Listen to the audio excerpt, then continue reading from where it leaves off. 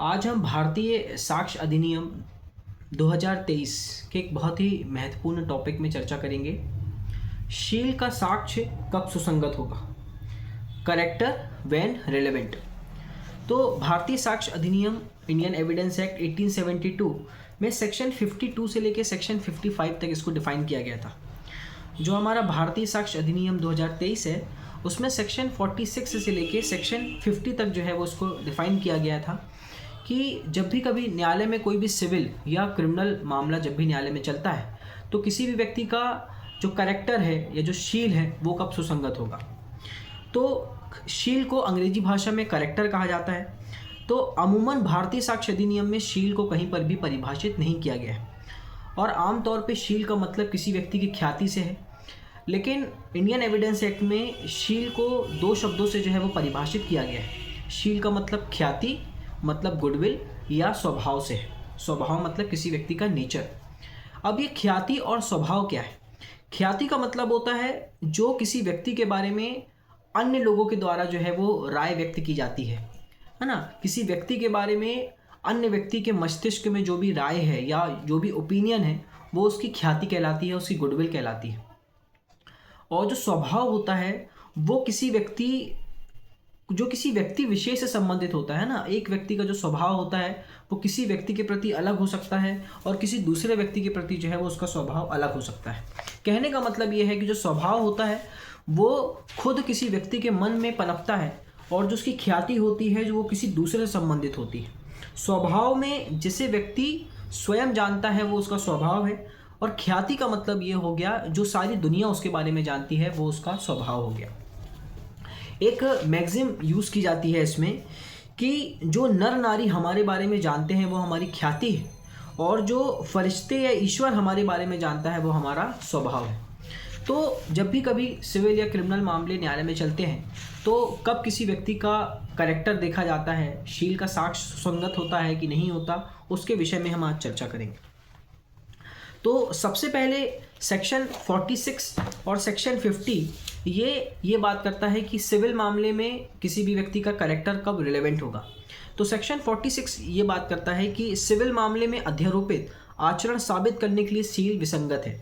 जब भी न्यायालय के सामने कभी भी कोई सिविल मामला चल रहा होता है, दीवानी मामला, तो उस कंडीशन में किसी भी व्यक्ति का गुड और बैड कैरेक्टर दोनों ही रिलेवेंट नहीं होता, क्योंकि सिविल मामला जो होता है वो प्रॉपर्टी से संबंधित होता है और जो क्रिमिनल मामला होता है वो किसी व्यक्ति की व्यक्तिगत से उसका जो व्यक्ति होता है उससे संबंधित होता है। इसलिए जब भी कभी न्यायालय में कोई ऐसा मैटर चले जो सिविल नेचर का है तो उस कंडीशन में चाहे गुड कैरेक्टर हो चाहे बैड कैरेक्टर हो दोनों ही जो है रिलेवेंट नहीं होंगे सिविल मामले में। लेकिन कब शील सुसंगत हो जाता है तो उसके बारे में भी सेक्शन 46 में दिया हुआ है कि जब किसी व्यक्ति का जो कैरेक्टर है वो खुद ही डिस्प्यूटेड है, किसी व्यक्ति का जो शील है वो खुद ही विवादित है, तो उस कंडीशन में जो शील होगा वो सुसंगत हो जाएगा। यदि किसी व्यक्ति के ऊपर ऐसा आरोप लगा है कि वो व्यक्ति बुरे चरित्र का है या उसका चरित्र जो है वो अच्छा नहीं है तो उस कंडीशन में हम उसके कैरेक्टर का साक्ष्य दे सकते हैं, अन्यथा सिविल मामले में शील का जो साक्ष्य होता है वो सुसंगत नहीं होता। पहली बात। दूसरी बात, सेक्शन 50 में बताया गया है कि नुकसानी पर प्रभाव डालने वाले शील है ना। जब कभी भी किसी न्यायालय को नुकसानी की मात्रा तय करनी है, नुकसानी का मतलब है कि जब भी न्यायालय किसी मामले में यदि नुकसानी की मात्रा तय करती है, किसी व्यक्ति को कंपनसेशन देने की बात करती है, तो उस कंडीशन में उसका जो है वो कैरेक्टर देखा जाएगा। जैसे किसी व्यक्ति की यदि डेफीमेशन हुई है ना, मानहानि हुई है, तो उस कंडीशन में उसका कैरेक्टर जो है उसमें शील का साक्ष्य दिया जा सकता है, क्योंकि शील के माध्यम से ही कोर्ट क्या करेगी, उसकी नुकसानी की जो मात्रा है वो तय करेगी। लेकिन हर कंडीशन में नहीं होता। जैसे किसी व्यक्ति को यदि कोई डॉग काट लेता है तो उस कंडीशन में हम उसके शील का साक्ष्य नहीं देंगे। लेकिन यदि किसी की मानहानि हो जाती है या कोर्ट को कभी भी सिविल मामले में नुकसानी की मात्रा तय करनी है, किसी व्यक्ति को कितनी नुकसानी देनी है, तो उसकी मात्रा को तय करने के लिए उस कंडीशन में कोर्ट जो है वो उसके शील का साक्ष्य देख सकती है। क्योंकि हर व्यक्ति का जो व्यक्तित्व होता है या हर व्यक्ति की जो आर्थिक स्थिति होती है, राजनीतिक स्थिति होती है, वो अलग अलग होती है। तो जैसा उसका सोसाइटी में पोजीशन होगा उसके हिसाब से क्या होती है, डेफिमेशन की मात्रा तय की जाती है। तो नुकसानी की मात्रा तय करते समय शील का साक्ष्य दिया जाएगा। या फिर जब कभी भी जो उसका करेक्टर है वो खुद ही डिस्प्यूटेड है तो उस कंडीशन में शील का साक्ष्य दिया जाएगा, अन्यथा कभी भी किसी व्यक्ति के शील का साक्ष्य नहीं दिया जाता। दूसरी बात आती है दांडिक मामले में। तो सेक्शन 47 और सेक्शन 49 ये बात करता है कि दांडिक मामले में शील कब सुसंगत है और कब सुसंगत नहीं। सेक्शन 47 ये बोलता है कि दांडिक मामले में पूर्णतः अच्छा शील सुसंगत है।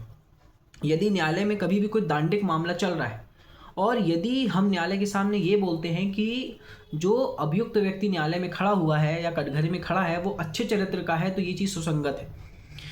पहले ही कभी भी किसी भी व्यक्ति के विषय में कोर्ट को कभी भी हम नकारात्मक नहीं कर सकते। यदि पहले से ही किसी व्यक्ति के बारे में यदि आप कोर्ट को ये बता देंगे कि वो व्यक्ति बुरे चरित्र का है, तो ऐसी कंडीशन में न्यायालय का जो मस्तिष्क है वो पहले से ही डिसाइड हो जाएगा कि उस व्यक्ति के संबंध में कैसा निर्णय देना है। तो इसलिए यदि कोई दांडिक मामला जो है वो न्यायालय में चल रहा है, क्योंकि कभी कभी क्या होता है कि जो अच्छे चरित्र के लोग होते हैं, जो निर्दोष व्यक्ति होता है, वो भी कभी कभी अपराध में फंस जाते हैं। और यदि हम उसके बारे में न्यायालय में ये बताते हैं कि वो व्यक्ति अच्छे चरित्र का है, तो ऐसी कंडीशन में उस व्यक्ति को निर्दोष साबित करने में जो है वो सहायता होती है। हर कंडीशन में नहीं होती, लेकिन किसी किसी कंडीशन में न्यायालय में जो है वो सहायता मिलती है। अब यदि कोई दांडिक मामला न्यायालय में चल रहा है और यदि हम न्यायालय में ये बोलें कि वो व्यक्ति जो है वो अच्छे चरित्र का है, तो ये चीज़ सुसंगत है, सेक्शन 47। लेकिन सेक्शन 49 बोलता है कि उत्तर में होने के सिवाय पूर्णतः बुरा शील सुसंगत नहीं है।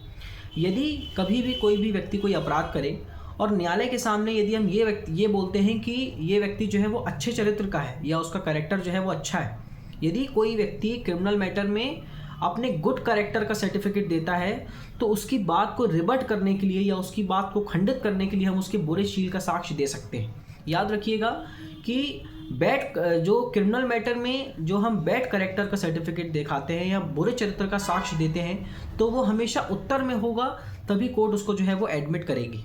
यदि दांडिक मामले में यदि हम उत्तर में किसी व्यक्ति का साक्ष्य नहीं दे रहे हैं, तो उस कंडीशन में वो सुसंगत नहीं होगा।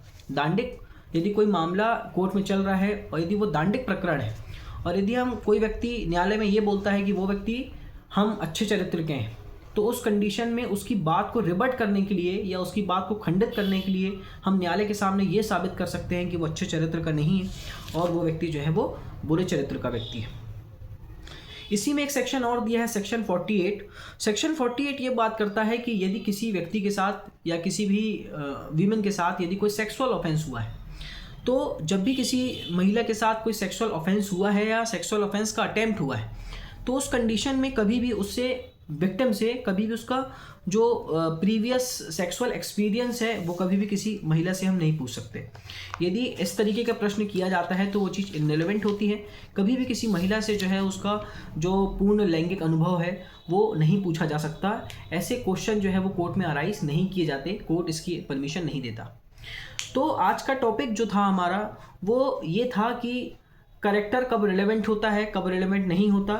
तो सिविल मामले में कैरेक्टर से कोई मतलब नहीं होता, क्योंकि सिविल मामला जो होता है वो व्यक्ति से संबंधित नहीं होता, वो संपत्ति से संबंधित होता है। चाहे कोई व्यक्ति अच्छा हो, अच्छे स्वभाव का हो या बुरे स्वभाव का हो, उससे हमें कोई मतलब नहीं है, क्योंकि सिविल मामले में हमको ये तय करना है कि उस व्यक्ति का किसी पर्टिकुलर प्रॉपर्टी पे या किसी पर्टिकुलर विषय वस्तु में उसका टाइटल है कि नहीं है, हमको वो चीज़ तय करना है। लेकिन जो दांडिक मामले होते हैं वो किसी भी व्यक्ति से संबंधित होते हैं।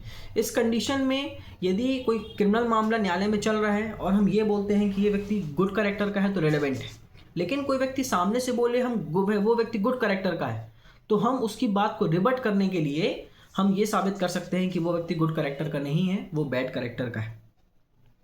साथ ही साथ पूर्ण दोषसिद्धि बुरे शील के साक्ष्य रूप में सुसंगत होगी। यदि कोर्ट किसी भी व्यक्ति को जो है वो दंडित करती है, पनिशमेंट देती है, उस कंडीशन में उसका जो प्रीवियस जो उसका ऑफेंस होगा या उसकी जो पूर्ण दोषसिद्धि होगी, मतलब आज से पहले यदि कोर्ट ने उसको कभी दंडित किया होगा तो उस चीज़ का भी हम साक्ष्य दे सकते हैं। तो शील के अंतर्गत ख्याति और स्वभाव दोनों ही शामिल किया गया है। आमतौर पे क्या होता है कि कभी भी शील का साक्ष्य नहीं दिया जाता शुरुआत में, क्योंकि यदि हम पहले ही शील का साक्ष्य दे देंगे तो कोर्ट का जो मस्तिष्क है वो पहले से डिसाइड हो जाएगा। तो हमें चाहे कोई व्यक्ति किसी व्यक्ति ने अपराध किया हो या अपराध नहीं किया हो, लेकिन दोनों ही कंडीशन में उसका बैड कैरेक्टर या गुड कैरेक्टर का कोई भी एविडेंस नहीं दिया जाएगा। क्रिमिनल मैटर में दिया जा सकता है। यदि वो व्यक्ति अपने गुड कैरेक्टर का सर्टिफिकेट देता है तो उसकी बात को हम रिवर्ट करने के लिए बैड कैरेक्टर दे सकते हैं। साथ ही साथ क्या होता है कि जब कोर्ट किसी व्यक्ति से सिक्योरिटी डिपॉजिट कराती है ना, जैसे किसी व्यक्ति ने कोई ऑफेंस किया और कोर्ट उसको जो है वो बेल में छोड़ रही है या उसकी सिक्योरिटी डिपॉजिट करवा के उससे छोड़ रही है, उस कंडीशन में भी हम उसके शील का साक्ष्य ले सकते हैं। क्योंकि यदि कोई व्यक्ति हैबिचुअल ऑफेंडर है और फिर वो न्यायालय के सामने खड़ा हुआ है तो हम उस कंडीशन में ये कर सकते हैं कि उससे बंद पत्र या बॉन्ड भरवा कर ही उसके जो है छोड़ा जाए। यदि बंद पत्र उसे नहीं भरवाएंगे तो वो आगे भी जो है वो ऐसे अपराध कर सकता है। उस कंडीशन में जो है वो उसके शील का साक्ष्य जो है वो दिया जा सकता है। तो पहले सेक्शन 52 से लेकर सेक्शन 55 तक जो है वो कैरेक्टर व्हेन रिलेवेंट, शील का साक्ष्य कब सुसंगत होता है उसके संबंध में बात की गई थी। और वर्तमान में सेक्शन 46 से लेके सेक्शन 50 तक ये बताया गया है कि दांडिक और दीवानी मामले में शील का साक्ष्य कब सुसंगत होता है और कब सुसंगत नहीं होता। यदि आप लॉ से संबंधित ऐसे ही वीडियोस चाहते हैं तो मेरे चैनल को सब्सक्राइब कीजिए, लाइक कीजिए और बेल आइकन पर क्लिक कीजिए। और ऐसे ही वीडियो को देखने के लिए मुझे आप मेरे कमेंट बॉक्स में जो है वो कमेंट भी कर सकते हैं। धन्यवाद।